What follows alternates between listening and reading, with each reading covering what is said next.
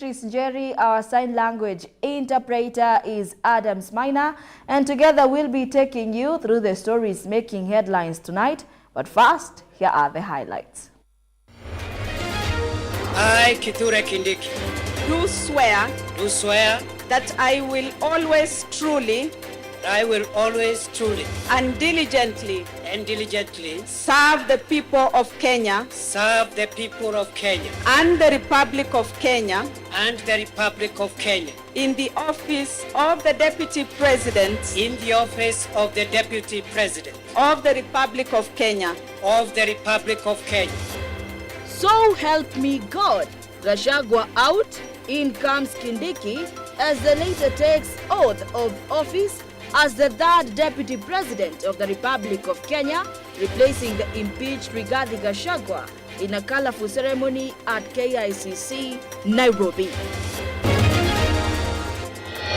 President William Ruto talks tough on the runaway cases of femicide with report by DCI putting 97 young women to have been murdered 3 months. The U.S. drafts a 60-day ceasefire draft to end the conflict between Israel and Lebanon, where 2,800 people have died since the escalation began. Out goes Ten Hag football, in comes Ruben Amorim. Football at the United as club announces Portuguese ace Ruben Amorim as the new manager for Manchester United.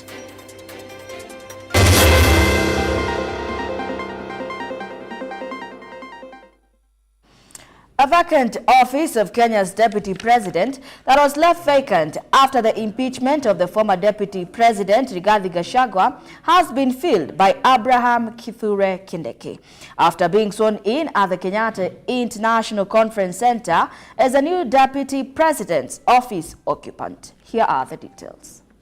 I, Kithure Kindiki, do swear that I will always truly and diligently serve the people of Kenya and the Republic of Kenya in the office of the Deputy President of the Republic of Kenya. Professor Abraham Kithure Kindiki has assumed office after his swearing-in ceremony that was attended by the high and profile leaders led by President William Ruto, Honorable Musalia Mudavadi, leaders of the legislature led by the speakers of both houses, and the judicial leadership led by Chief Justice Martha Koome, who administered the oath of office to the third Deputy President of the Republic of Kenya. I assume as Deputy President of the Republic of Kenya.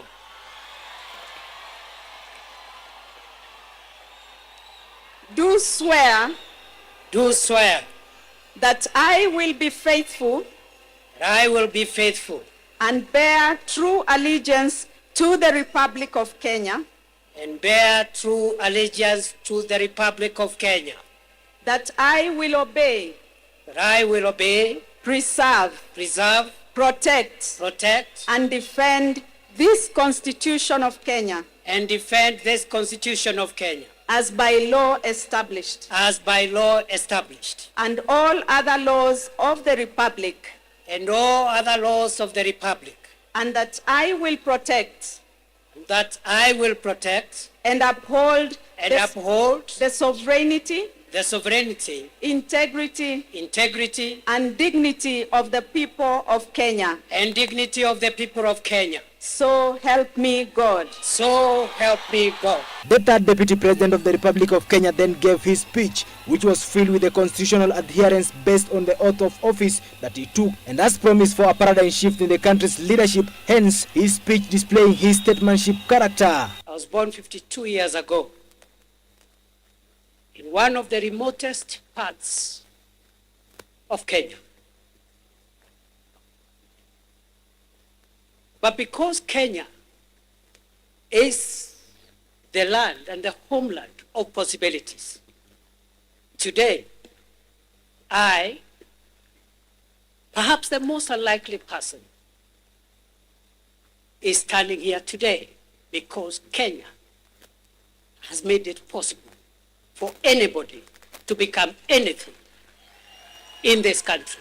Referring to the deputy president as his younger brother, President William Ruto, who could not hide his happiness as he ushered in Kithure Kindiki into his cabinet under new docket of the deputy president, could not hide his belief in the competence of the deputy president, will manage to do what he didn't manage to do for the last 2 years.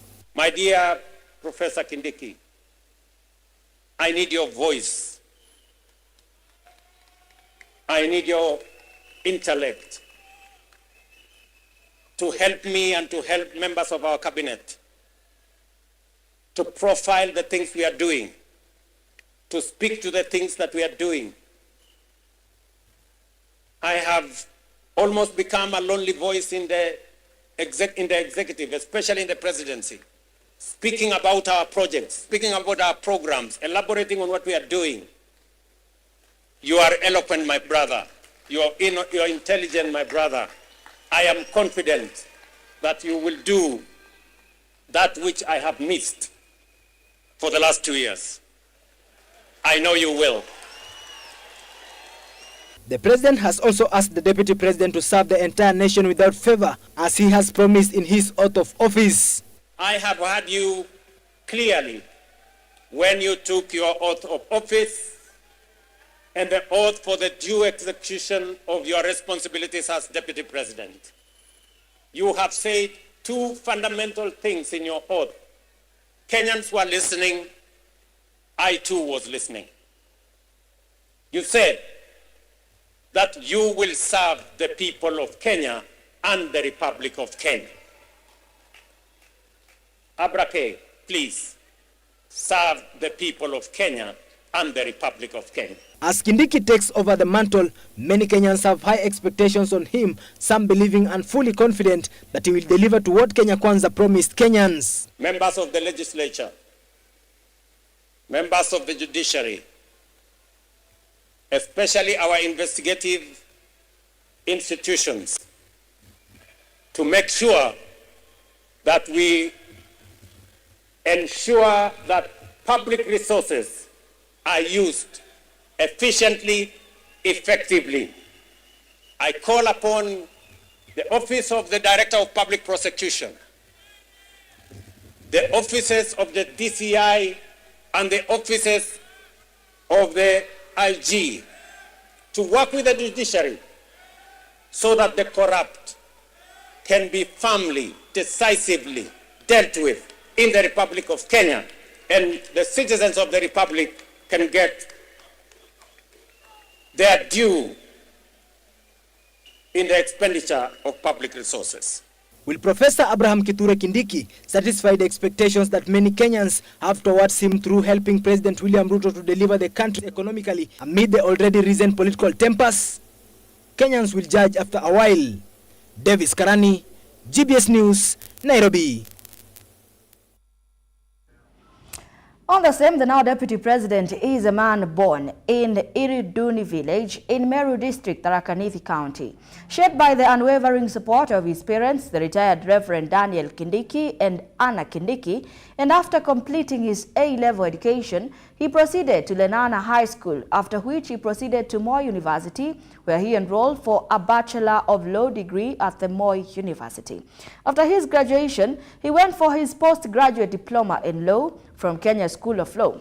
He then went for a Master Law degree and a Directorate in the International Law from the University of Pretoria in South Africa. He started his career as an assistant lecturer upon graduation, taught and held various administrative positions at Moi University and Nairobi University School of Law. He joined the University of Nairobi as a lecturer after graduating with a PhD in international law and quickly rose to the head of public law at the age of 33.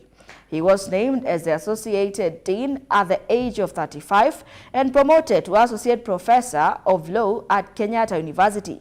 He later became part of the legal team that represented President William Ruto in the International Court of Justice on the case of crime against humanity charged against the current president, who was then serving as Eldoret Member of Parliament. He joined politics in 2013 and was elected as Senator for Tharaka Nithi County and successfully became the Senate Majority Leader and later Deputy Speaker, which he was removed due to a vote of no confidence. After President William Ruto was elected president, he became the cabinet secretary for Interior, a position he served until his assumption into office as Kenya's deputy president designate and now deputy president.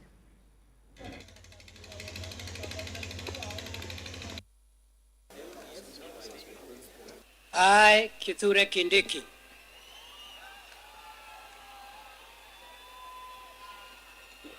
in full realization of the high calling,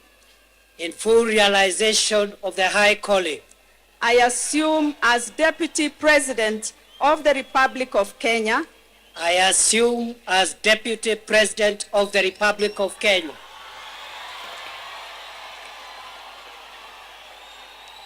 do swear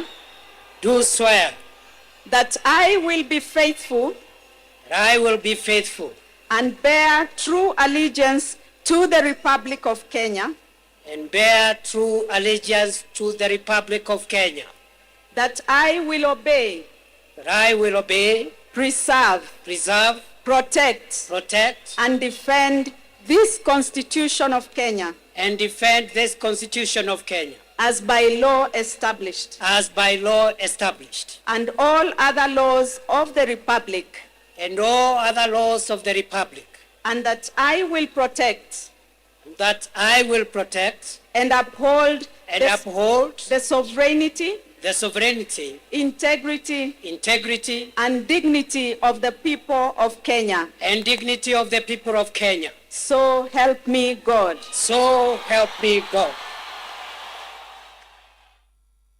Prime Cabinet Secretary and Cabinet Secretary for Foreign and Diaspora Affairs, Musalia Mudavadi, has been appointed Acting Cabinet Secretary for the Ministry of Interior.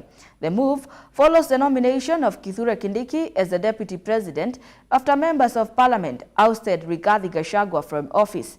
Gachagua was removed from office on the 17th of October and Kindiki was nominated by President William Ruto the following day.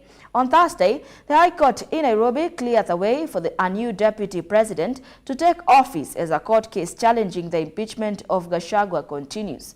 The three-judge High Court in Nairobi set aside another court's order to suspend the swearing-in of Kindiki, arguing that the suspension created a political vacuum. Gachagua was impeached and removed from office by a vote of more than two-thirds of legislators on charges of corruption, inciting ethnic divisions, and support for anti-government protests.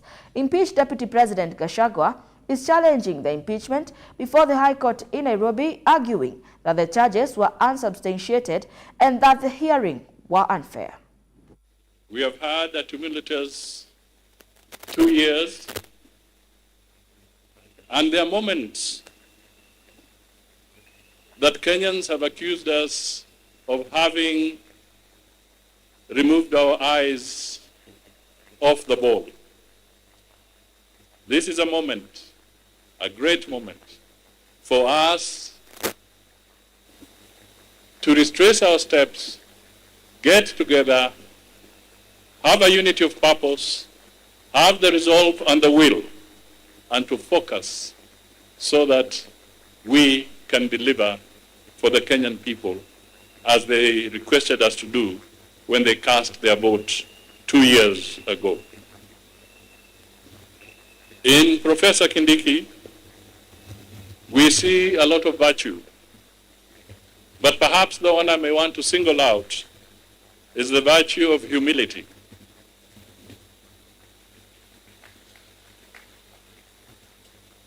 And simplicity. He does not walk around with airs around him. This is a very important virtue. If, as a nation, we can embrace humility, we will go far.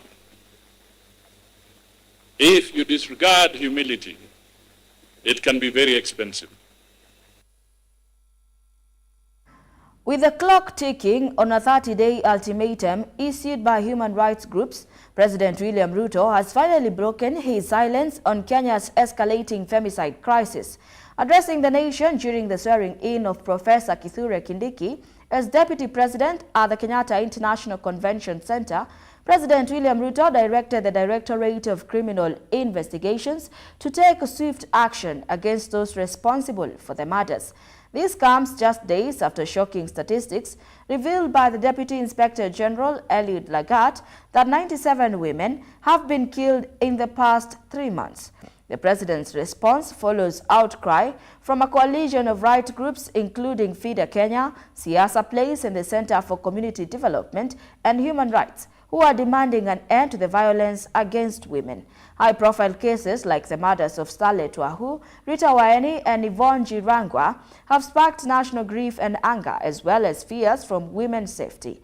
In 2024 alone, FIDA Kenya has documented at least 30 cases of women killed by intimate partners in acts of domestic violence and femicide.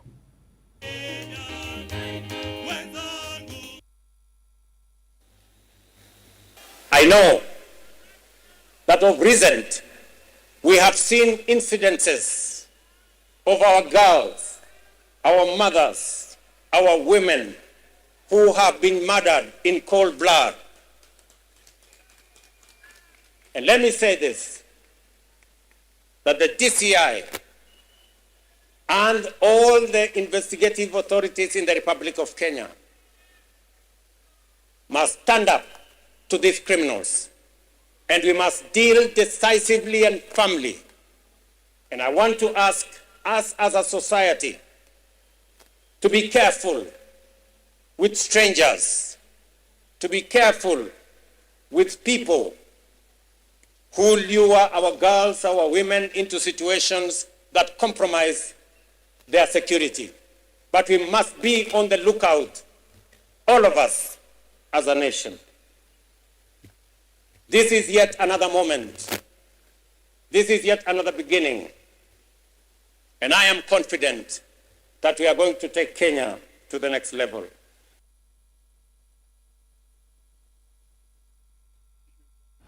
Many thanks for joining this live broadcast. We have a lot lined up for you in our news segment tonight. But first, let us take a quick break. We'll be right back with even more. Assessments are conducted twice a year. We have the May-June examinations and the October-November examinations in a given year.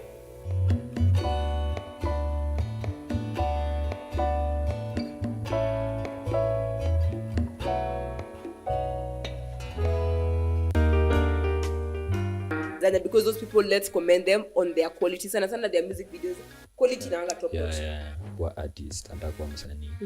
Usiingie usiende kwa studio kwanza kurecord ngoma bila kuwa educated about music. Juu sasa utaingia hapo, urecord ngoma yako vizuri alafu hiyo utakuwa umegain kila kitu, but pia label uyachangi hivyo.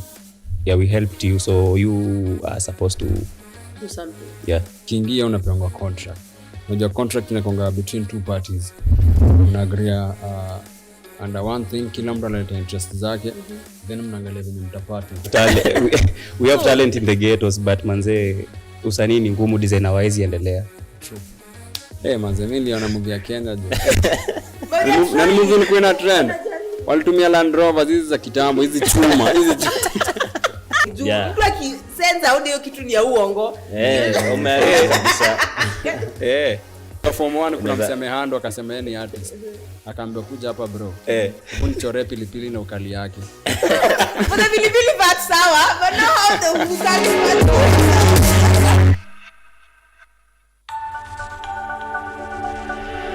Everywhere, GBS. Welcome back. You are still watching GBS News 9. President William Ruto has today signed the Sugar Bill 2022 into law, which aims to revitalize Kenya's struggling sugar sector. The law introduces measures to boost production, support farmers, and improve industry efficiency, including the re-establishment of the Kenya Sugar Board, creation of a Sugar Research Institute, and implementation of a Sugar Development Levy to support key industry initiatives. Here are the details. Aiming to revitalize the sugar sector, President William Ruto has assented the Sugar Bill of 2022. The bill is set to address the challenges that have crippled the once vibrant and profitable industry, which is a vital source of livelihood for many farmers. The bill will also see the re-establishment of the Kenya Sugar Board, the creation of the Kenya Sugar Research and Training Institute, and the implementation of the Sugar Development Levy. These measures are set to strengthen the industry by boosting production, enhancing milling efficiency, aligning capacity with the cane supply, promoting value addition, and providing critical funding to benefit all stakeholders. The Kenya Sugar Board will be empowered to regulate, develop, and promote the sugar industry, coordinate stakeholders, participate in policy making, and collaborate with government and research institutions. The board will also oversee sugar trade, advise growers, regulate pricing, license mills, and conduct market surveillance. Additionally, it will appoint qualified crop inspectors to enforce regulations within the sector. The establishment of the Kenya Sugar Research and Training Institute will advance research, innovation, and access to sugar technologies, governed by a 9-member board, chaired by an appointee of the Cabinet Secretary. Hilary Kabila, GBS News, Nairobi. The County Assembly Forum has issued a 7-day ultimatum to the Kenyan government demanding the safe return of Yusuf Hussein Ahmed, a missing Wajir member of the County Assembly, whose recent abduction has sent shockwaves through the country. If the government fails to comply, CAF has vowed to suspend operations in all 47 county assemblies nationwide. This bold move underscores growing concerns over the safety of local elected officials following Ahmed's disappearance on September 13th, allegedly at the hands of individuals believed to be police officers. Susan Nganga with a full report. Can be done by government apparatus. The County Assembly Forum has issued a 7-day ultimatum to the Kenyan government, demanding the return of Yusuf Hussein Ahmed, a missing member of the County Assembly from Wajir. If the government fails to produce him within this time frame, the forum plans to shut down operation across all 47 county assemblies in Kenya. Our demand to the government is very simple.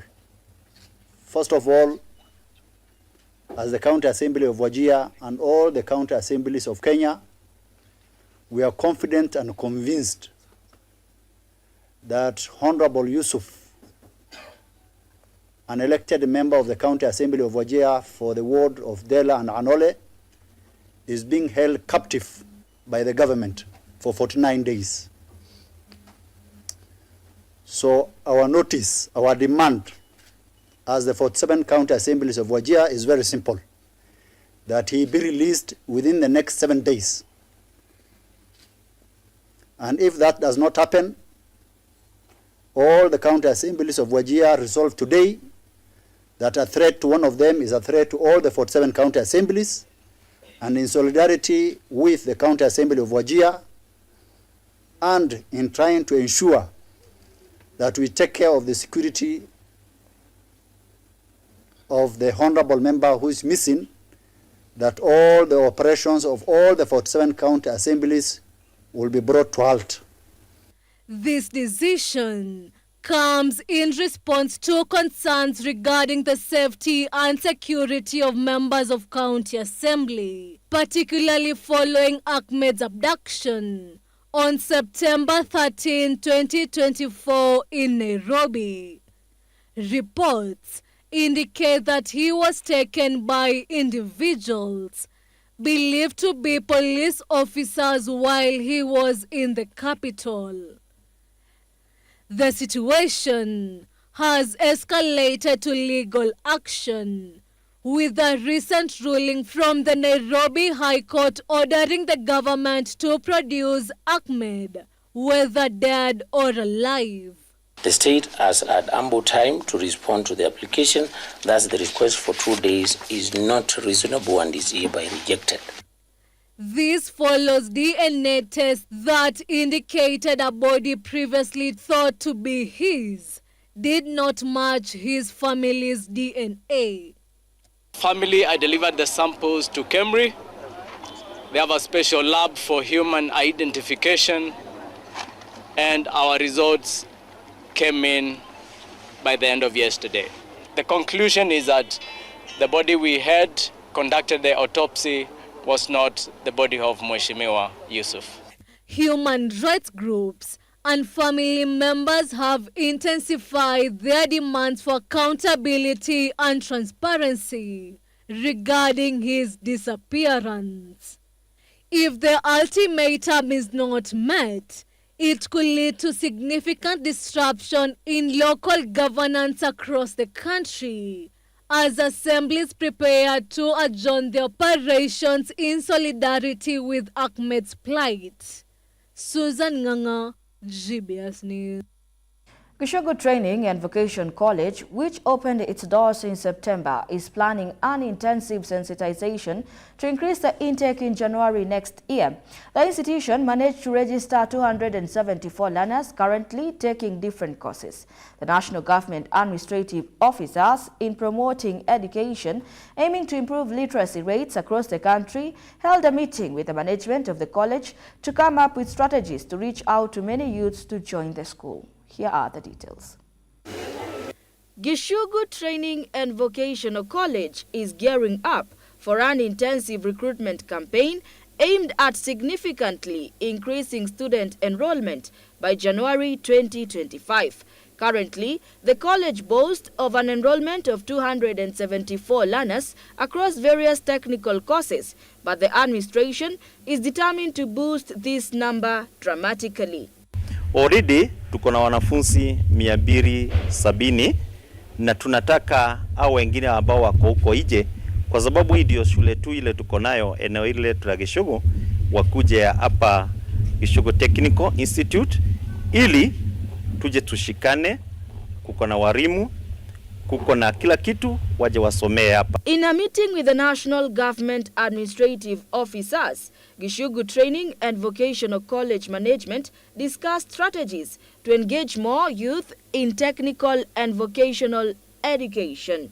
The government said it's committed to improving literacy rates nationwide and recognizes the urgent need for vocational training as a pathway for students who may not transition to universities or mid-level colleges after secondary school. Kwa hivyo tuko na furaha sababu wamesema watatengeneza mikutano makanisa, mikutano kwa vijiji, alafu watakuwa wakiongeleshea wanafunzi wasinje wakapata na uoga ile wa pesa. Niliwaelezea pia CDF tio peke yake inalipa pesa ya basari, hata serikali ya county inalipia basari. Kwa hivyo watoto wetu watasoma kulingana na vile serikali itakuwa kupeana pesa. With ambitious targets set, Gishogo Training and Vocational College is aiming for over 2,500 enrollments in January. Chiefs from 40 sub-locations are on board, each tasked with identifying at least 50 potential learners. This coordinated effort will also involve mapping out students transitioning from secondary schools to ensure no eligible student is overlooked. Today we've held a meeting with the GAO, that is the local administration, under the guidance of our DCC, to make sure that within Gishogo constituency we are not going to have any other young person get lost between graduation of secondary school to tertiary level. The concerted efforts of the college, local leaders and the community promises to create new opportunities for young people in the region, helping them carve out successful careers in an evolving job market. They have not been constructed for a workshop, but for now they are using here. Those are their boats. Their trainer is. The Dutch government has allocated over 50 million shillings to enhance governance structures for rural community water projects in Kenya and Ghana. This funding, facilitated through the Deft Institute of Water Education, aims to build technical and governance capacity for various community projects, including the Sirembe Community Water Project in Kenya's Gem constituency. Meanwhile, the county of Embu was alive with jubilant celebration as Kithure Kindiki took the oath of office as Kenya's deputy president, a moment locals saw as a new dawn for the unity and progress. This event sparked joy and optimism across Mount Kenya East, where residents feel pride in Kindiki, a leader they describe as principled and competent. Here is more on the same.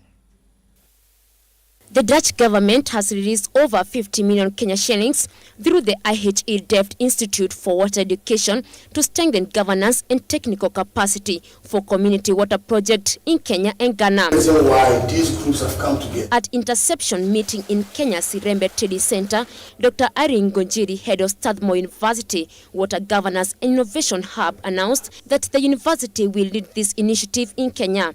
So we are taking the case of Sirembe Community Water Project as the basis for this particular study.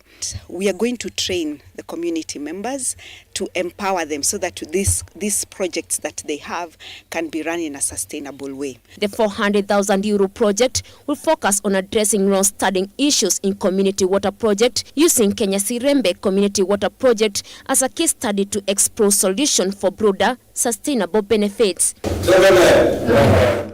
IHE Delft Institute for Water Education representative for Africa, Dr. Akusua Bwakia, said the Dutch-based institutions was committed to improving the lives of those living in the rural areas through the provision of clean water. Siaya County, currently we are at 58% water coverage.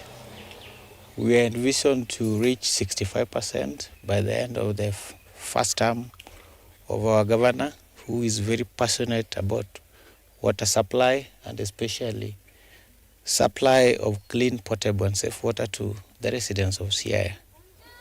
Speaking during the occasion, the managing director of the Siaya Bondo Water and Sanitation Company, Isaiah Adipo, welcomed the support, saying that it will help extend water coverage in Siaya. The patron of the Sirembe Community Water Project, Sam Oport, welcomed the project, saying that the local residents were happy with the support from the donors and friends. The community around here should be happy that they have a son who loves friends, because through friends we are here. The project is coming. We are going to have students who are going to come to help us in various aspects of the project.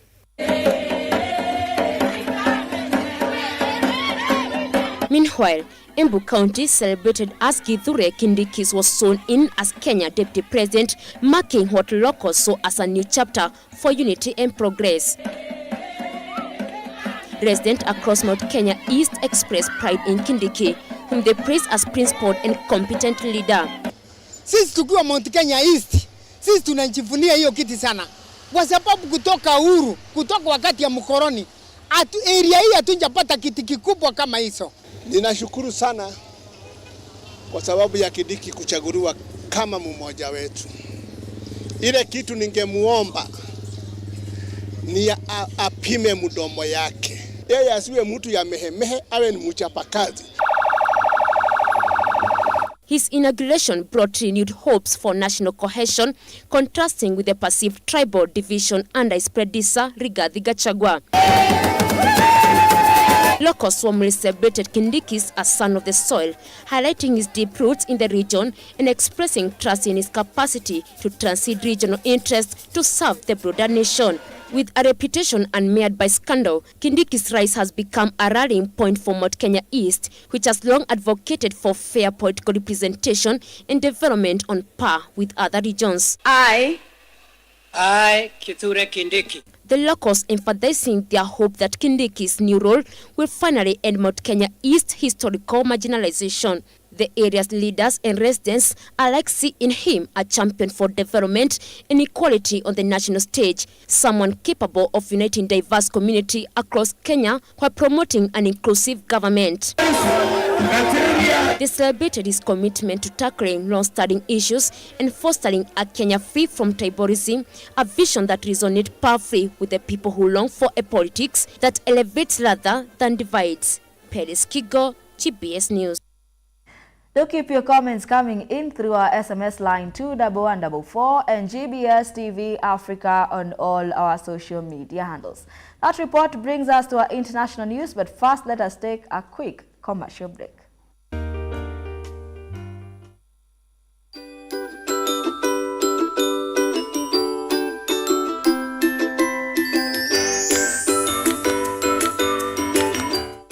Today we are going to have the Scouts Corner. Drop. Tease. Let. Tease. Let. And I'm joined with two wonderful schools. Firstly, we have the Kings and Queens Academy, and we have the SEK St. Elizabeth Academy. Hi. We'll be having different segments. And the first segment, we'll have the Bible knowledge. Now, Maureen's father works in a place where believers were first called Christians. The place is called? The third segment will have the spelling bee. We have 30 seconds to give your answer. Are you ready? Yes. Amazing.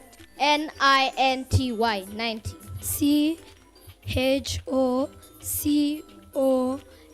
CHOCOLATE chocolate. Meet us every day on Saturday, same place, same time.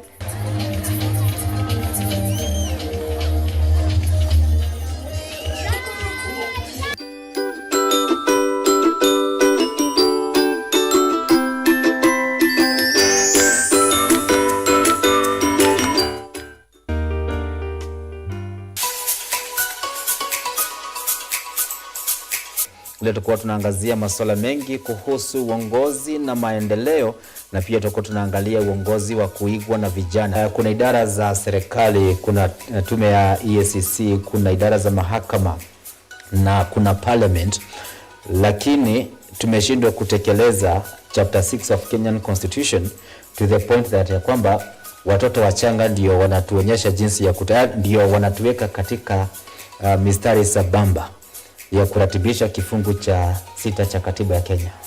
When we try, tukijaribu sana kuangalia mambo politically na tuangalie vizuri pande hii nyingine ya kijamii, nafikiri hapa kuna kuwa na mwanya katikati. Na hiyo mwanya ndiyo ambayo sasa imekuja kujazwa na hii generation.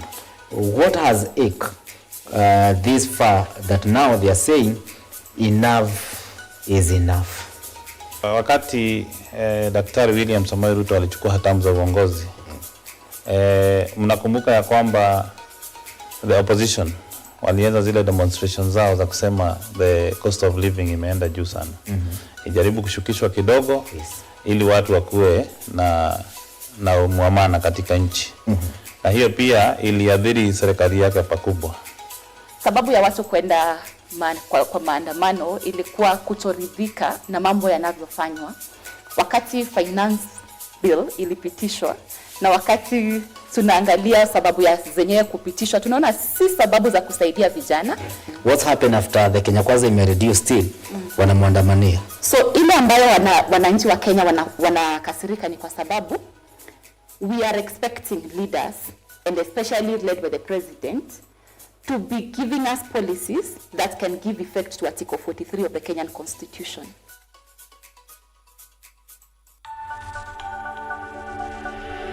Everywhere, GBS. Welcome back to the broadcast, and now to matters international news. Guinea military-led transitional government announced late Monday that it had dissolved dozens of political parties and placed two major opposition groups under close observation, raising concerns about political freedom in the West African nation. The decision comes amid ongoing pressure from the Economic Community of West African States to transition back to civilian rule, with elections set for 2025. Since the military overthrew President Alpha Conde in 2021, the country has been governed by a military regime that has yet to provide a clear timeline or roadmap for the promised elections. Here is more. Guinea's military government dissolved dozens of political parties and placed two major opposition groups under observation on Monday, while still not confirming an election date. Since the 2021 ousting of President Alpha Conde, the nation has been under military rule, with ECOWAS urging a swift return to civilian governance by 2025. The mass dissolution of 53 political parties and required observation of 54 others for 3 months is unprecedented in Guinea, which had its first democratic elections in 2010 after decades of authoritarian rule. You know, we had a first coup that was done by the former president that went for a third mandate that was not legal, you know. So that's why we had a military coup to stop the institutional, the constitutional coup. I think the international community should help us, should help Guinea, to have a good transition.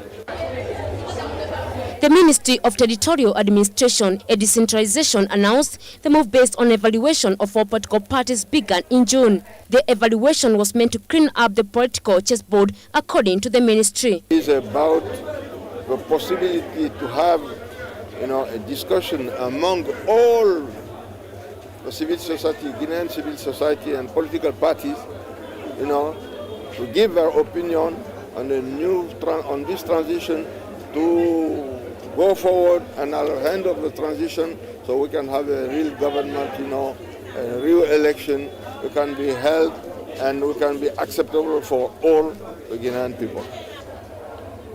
The 67 parties that will be under observation for 3 months can operate normally but must resolve irregularities noted in the report. Those parties include the Rally of the Guinean People, which is the party of the former President Alpha Conde, and another major opposition party, the Union of Democratic Forces of Guinea.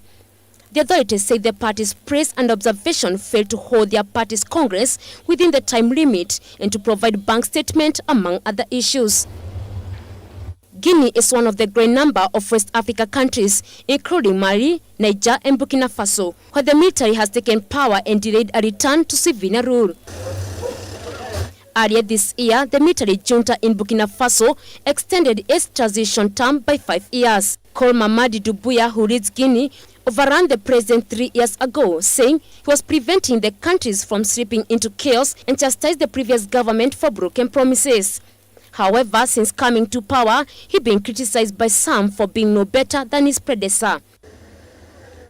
In February, the military leader dissolved the government without explanation, saying a new one would be appointed. Paris Kigo, GBS News. The civil war in Sudan has unleashed catastrophic consequences, with over 14 million people fleeing their homes in what the United Nations calls the world's worst migration crisis. In a heartbreaking reflection of the conflict's brutality, over 130 Sudanese women have resorted to mass suicide to escape the threat of sexual violence. As the fighting continues, urgent questions arise about the future of a nation teetering on the brink of a famine and potential genocide. Here is the full report. In the ongoing violence in Sudan, sexual violence has emerged as a brutal weapon of war, systematically employed by the Rapid Support Forces to instill fear and exert control. In a heartbreaking reflection of the trauma inflicted upon women, more than 130 Sudanese women have tragically resorted to mass suicide to escape the looming threat of rape. This devastating chase underscores the severe human rights violations occurring daily in this conflict.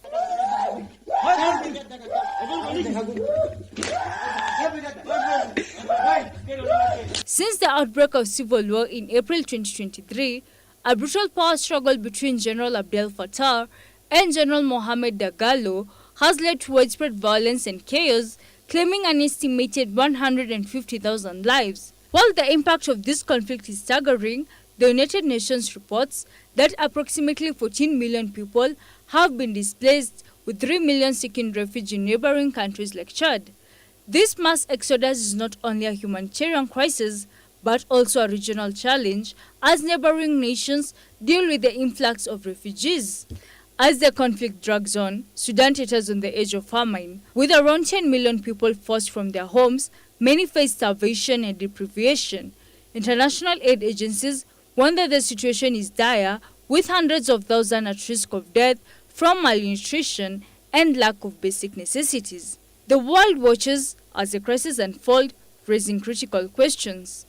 As the humanitarian crisis deepens, the voices of those affected grow louder, demanding urgent international attention and intervention. The need for action has never been more urgent, as Sudan stands at a crossroads between despair and the hope for a better future. Irene Juguna, GBS News. Botswana witnessed a historic shift in its political landscape as President Makwetsi Masisi conceded defeat on Friday, November 1st, following a resounding loss in the country's general election. This election brings an end to the 58-year rule of Botswana Democratic Party, which has governed since Botswana's independence from the United Kingdom in 1966. The once dominant BDP now finds itself trailing in the 4th place as voters decisively backed the opposition. Here is that report.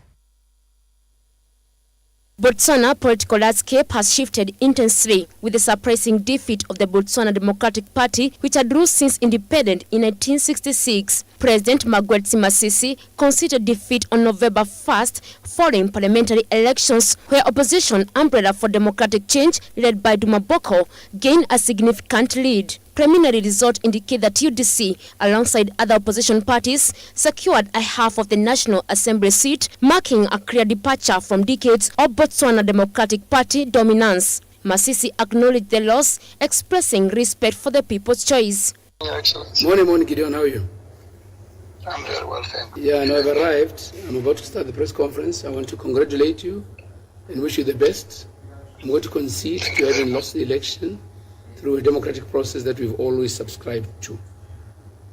And thank Botswana for the very peaceful manner in which they conducted this election. Thank all parties that participated, including my own and members. And I will let them know that from tomorrow, or at your convenience, if you want to do it on Monday, you can do it. I'll start the process of handover. He cited deep-rooted grievances, including rising unemployment and economic downturns tied to weakening diamond revenues, Botswana major export. Allegations of corruption and mismanagement under his administration further fueled public discontent, motivating voters to embrace change in favor of Boko's UDC, a party committed to addressing inequality and economic reforms. This political shift could mark a transformative era for Botswana, known for its stability in the region. Boko, a Harvard-educated lawyer and human rights advocate, campaigned on creating jobs and restructuring Botswana economy to reduce its reliance on diamond export, aiming for more diverse and equitable growth for all citizens. While full elections results are pending, the transition process is underway, with Masisi committed to a peaceful handover of power in a move praised by international observers as essential for Botswana democratic legacy. Paris Kigo, GBS News. Lebanon's caretaker Prime Minister Najib Mikati has expressed hope for a ceasefire with Israel within days following reports of a 60-day truce agreement. The leaked proposal from Washington outlines a planned withdrawal of Israeli forces from Lebanon in the first week of the ceasefire. Abdi Hamid Ali has more details. A leaked draft proposal reportedly prepared by the United States includes a 60-day truce during which Israel will begin pulling back its forces from Lebanon. Lebanese caretaker Prime Minister Najib Mikati said he initially thought an agreement was unlikely before the U.S. presidential election, but grew more optimistic after talks with the U.S. Middle East envoy Amos Hochstein. Honestly, I don't know what to believe anymore, but we are doing everything we can and we must always keep trying and remain optimistic. Hopefully in the coming hours or days, we'll see a ceasefire. I should mention that in my conversation with him, he was very hopeful, even though there were reports in the media suggesting otherwise.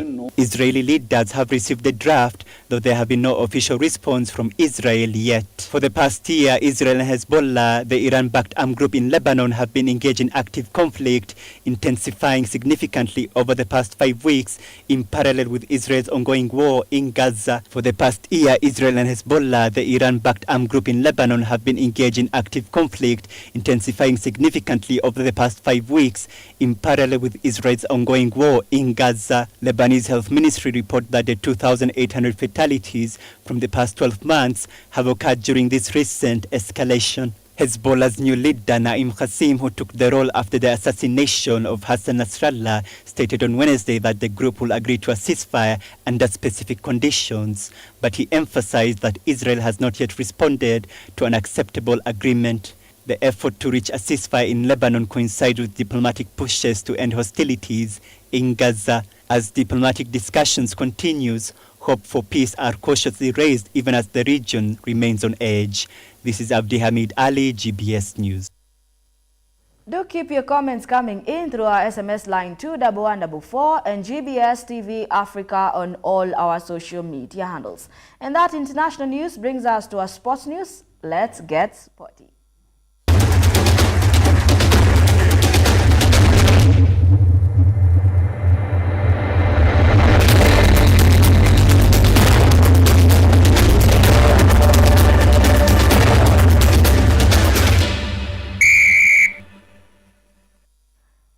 Harambee Stars has touched down in Kampala, Uganda, ahead of their crucial return leg match in the CHAN qualifiers. The match is set to be played on Sunday, November 3rd at the Nelson Mandela Stadium.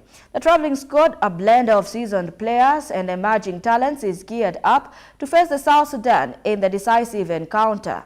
The team is determined to secure a favorable result and advance further in the competition.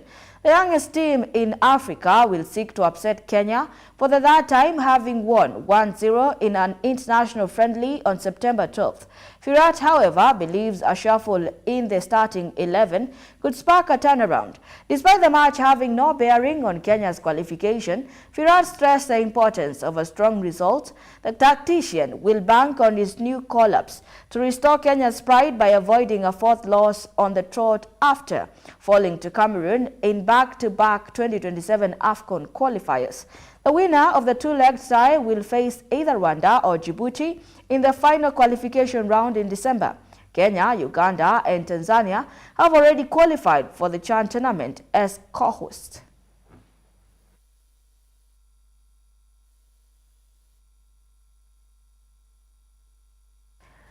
Former Kenya Sevens captain Andrew Amonde has warned Shujaa to expect tough tests when the new World 7 Rugby Series kicks off at the end of this month in Dubai. The series kicks off at the Emirates Dubai Sevens from 30th November to 1st December 2024 at the Sevens Stadium. The teams will then move on with the DHR Stadium in Cape Town for the second round on the 7th to 8th of December. Shujaa and Uruguay are the men's teams making a return on the core side to join the series defenders Argentina, Ireland, New Zealand, Australia, France, Fiji, South Africa, Great Britain, USA, and Spain. Here are the details. Former Kenya Sevens captain Andrew Amonde says many teams in the world have improved and hence the need for the national team to step up as they make their return to the core status. Shujaa are making a comeback in the series after being relegated last year, and having participated at this year's Olympics, Amonde believes they have gathered enough experience to match the best in the world. They reclaimed their core side spot during the 2024 Challenger Series final in Madrid when they beat Germany 33-15 on 2nd June 2024. Amonde, who doubles up as the Shujaa strength and conditioning coach, believes their standoff with the Kenya Rugby Union over players' contracts will not derail their plans. Having successfully defending the Safari Sevens crown, the onus is now on Kenya Rugby Union to prepare a good high-performance camp as well as high-level friendly matches before the start of the HSBC circuit on November 30th, 2024. Of the ball favors them.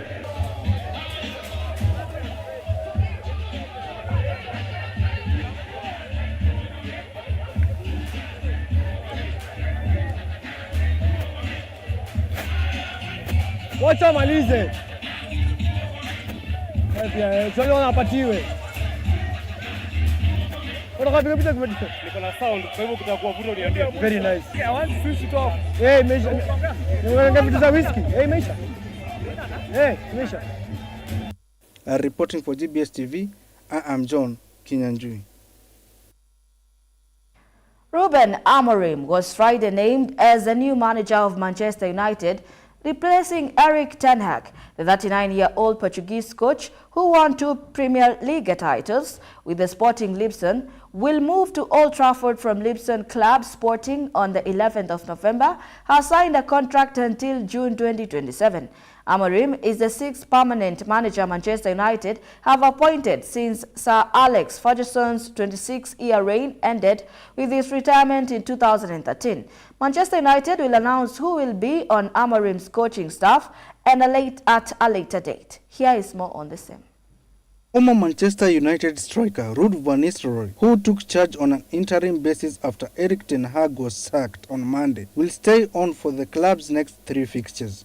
Sporting Lisbon confirmed in a statement that Manchester United have agreed to pay 11 million euros to trigger a release clause in Amorim's contract. Amorim's first fixture in charge of the Red Devils is set to be on November 24th after the international break in the Premier League against newly promoted Ipswich. Amorim inherits a Manchester United side that is 14th in the Premier League and 21 out of 36 teams in the Europa League table. As part of his managerial training, Amorim spent time at Old Trafford in 2018 when the club was managed by compatriot Jose Mourinho. Amorim, a former Portugal midfielder, started his managerial career with then third-tier Casapia in 2018 before a switch to Braga. Sporting swooped in 2020 and he won the club's first league title in 19 years in his first full season in charge, repeating the feat last season. Seen as one of the rising stars on the European coaching scene, he was linked with the manager's role at Liverpool once Jurgen Klopp announced he was leaving, but Dutch coach Arne Slot headed to Anfield instead. Amorim held talks with West Ham earlier this year before they appointed former Spain coach Julian Lopetegui to replace David Moyes. But the Portuguese coach arrives at Old Trafford with a reputation as one of Europe's most promising managers. Reporting for GBS TV, I am John Kinyanjui. And that sports news brings us to the end of our news segment tonight. Here at GBS News at 9, we make your news our business. My name is Beatrice Njeri. Our sign language interpreter is Adams Minor. Good night.